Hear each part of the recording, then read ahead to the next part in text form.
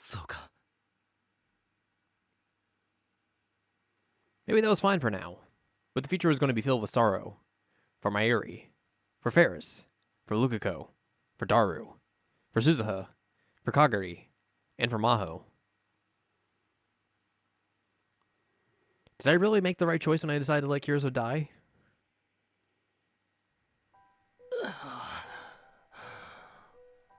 After everyone had left and I was alone, all the exhaustion came crashing down on me. I'd time leaped 3,000 times. I thought I'd be able to work things out in my head along the way, but I'd been so desperate to return to the past that I hadn't had time. My mind was worn down after all the time leaps. I thought I'd made my decision, but I'd found myself wavering again and again. I'd only managed to do it by telling myself that I had to get back before I could make any decisions. And now my head just felt so tired. What should I do now? What should I do? For now, I didn't want to think about anything, but I felt too awake to even sleep. With everyone gone, the temperature in the lab quickly dropped. It was freezing. But it was nothing compared to the cold I'd felt before. That world I'd seen right after I'd erased Kirisa's memories from Kagari. Kirisa was there, Mayuri was there, everyone was there. It was a scene from the very brief peace I'd had during that summer. But that world had been so cold. And now I knew why. That was the world that I experienced when I was asleep, existing only as data. A world built of only zeros and ones. Like being alive, even when you're dead. Or being forced to stay alive, even though you were dead. The people I loved were there, but there was no warmth. I could reach out and touch them, but there wasn't even a little bit of warmth. It was like floating in deep dark something. I skipped that. And Kiriso Makase was now experiencing that too. She was all alone in a cold world without the slightest trace of warmth. I raised my hand up under the fluorescent light. I could see the veins rising up out of it, and the red blood flowing in them. I was alive. There was warmth. But could I really say that I was alive? Now that my memories had been digitized? After being exposed to that cold world, could I still really be called human? I heard a knock at the door and turned my eyes towards it. Maho was standing there. 比野城さん、帰ったんじゃなかったのか。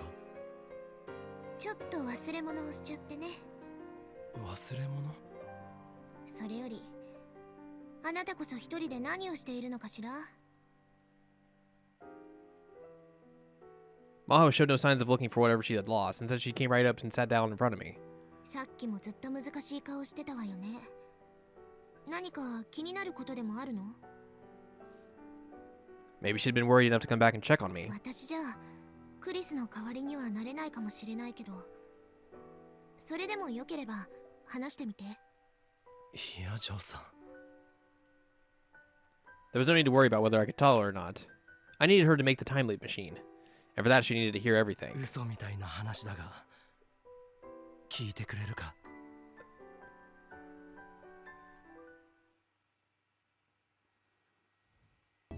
まったく、あなたなんて人なの。 That was the first thing she had said after I'd finished. Just like last time, it wasn't something that was easy for her to believe. But Maho must have sensed something in the way I spoke, because she listened until I finished. She interrupted me whenever there was something she didn't understand. She was especially interested in the time machine and the time leaps. I told her everything I knew about them. 信じてくれるのか。信じないわけにはいかないでしょ。そんな顔して語られたら。それに実際にこんなものを I was gonna say, didn't we already like explain this to her already? Like in the past, but that was a different world line, so. 比野城さん。それにこれで納得がいったわ。前から不思議だったのよ。クリスは秋葉原に来てほとんど日を置かないまま死んでしまった。そんな彼女とあなたがそれほどに仲良くなれたということが、特にあの子のあの性格でしょ。そんな期間にそれも男の人と親しくなるなんてよっぽどのことがあったんじゃないかと思っていたのだけど。 So that was it, she whispered to herself. それであなたは何を気にしているの？ I turned away from her. 岡部さん？俺なんだろうか。どういうこと？聞いただろ。今の俺の頭の中にある記憶。それは一度データとなってハードディスクの中に保管されていた記憶だ。いわば人工記憶と言ってもいい。そんなこれは果たして俺自身だと言えるんだろうか。生きている、そう言えるんだろうか。 There was blood running through my body, but what was in my head had been changed into zeros and ones. Didn't that make me no different than Amadeus? なんだ、そんなことで悩んでたの？バカバカしい。 But Maho just laughed at my worries. あなたは哲学的ゾンビって知ってる？ What? 確か思考実験の一つだろう。姿形から行動に至るまで人間そっくりだが、意識や感情が欠乏している存在は客観的に人間と区別ができるのかどうかという。 I hesitated a little as I answered her sudden question. ま、大体合っているわね。 She nodded satisfied like a teacher would do. じゃあ仮にここに人間そっくりの外見をした人工知能が存在するとするわよ。人間と同じように振る舞い、同じように行動する。誰かが困っていれば手を差し伸ばし、悲しい時には涙する。これは決められたプロセスなのかもしれないけれど、でもそれは人間だって同じ。個人個人で定められたプロセスに従って考えて反応する。私たちはそのプロセスを意識や感情という言葉に置き換えているだけじゃないかしら。 I thought I understood what Maho was trying to say. つまり AI にだって感情はある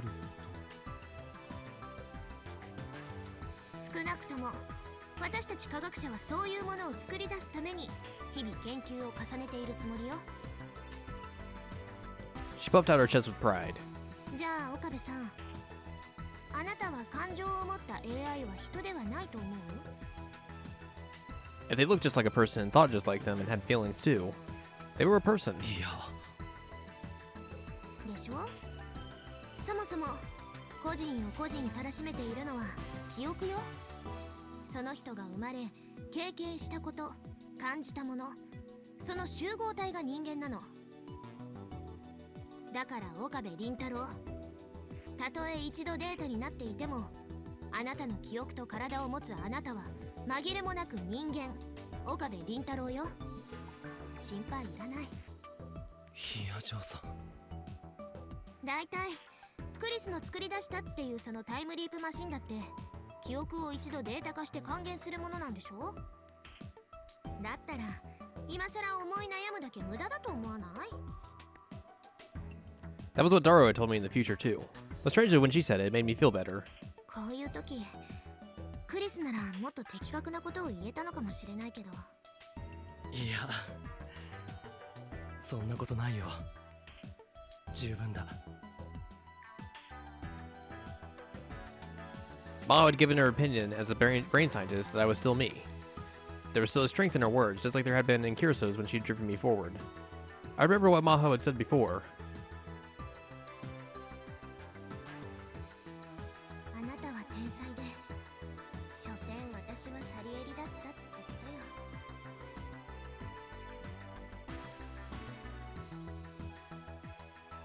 She'd been speaking to the memories of Kiriso inside Kagari, but ヒアジョーさん、君はサリエリなんかじゃない。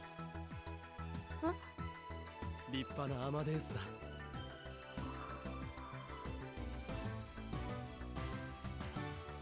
that's right. I'm here right now. I'm alive and here in this time, not in that cold sea of black data. I'm here in this time. And light came on in the darkness. My cold heart began to warm. But Kirisu, she was still trapped inside that world. Inside that sterile, lifeless world that froze you to the depths of your soul. Even after her death, her memories were still alive. And there were all kinds of conspiracies forming around her living memories. Even after she lost her body, Kirisu's pain continued. No, it wasn't just Kirisu. Kagari and Suzuha. And in the future, Mayuri, Ferris, Lukuko, and Daro too. Everyone was suffering. Everyone was miserable. But still they tried to move forward. All I'd cared about was whether Mayuri survived. I thought that even if the Third World War came, no matter what happened to the world, as long as Mayuri was happy, that was all that mattered. I tried to think that. I thought that no matter how much blood and tears awaited us in the future, as long as things were fine now, that was all that mattered. I thought I'd understood. I thought I understood how awful the future that Suzuha described was, and how Daru and Suzuha would have to fight. I thought I understood all that. Suzuha firing her gun and straining her hands with blood like it was nothing at all. Mayuri and Ferris, pale and colorless. Lukako lying on the ground and never getting up again. Kagari and the others whose lives were ruined by fate. I'd seen them with my own eyes and touched them with my own hands, and then I finally understood. I've been only pretending to know, so I could run away. I told myself that I was going to die in 2025 and looked the other way. 2025. I wasn't dead. Everyone just thought so. Everyone had been deceived. That's right. Deceived. Me in the past, and everyone else in the future. The world was deceived. I thought the future was settled, but a different future awaited me. Steins ゲート世界線への道は険しい。一度や二度やり直したところでたどり着ける道ではないだろう。けれど、まずはそこから始めることがシュタインズゲートへとつながるんじゃないか。11年前、オカリンはそう言ってた。 Still can't get over skinny Daru. だからさ、僕たちがいるこの世界も無駄じゃない。きっと必要な世界なんだ。少なくとも今の僕はそう思ってる。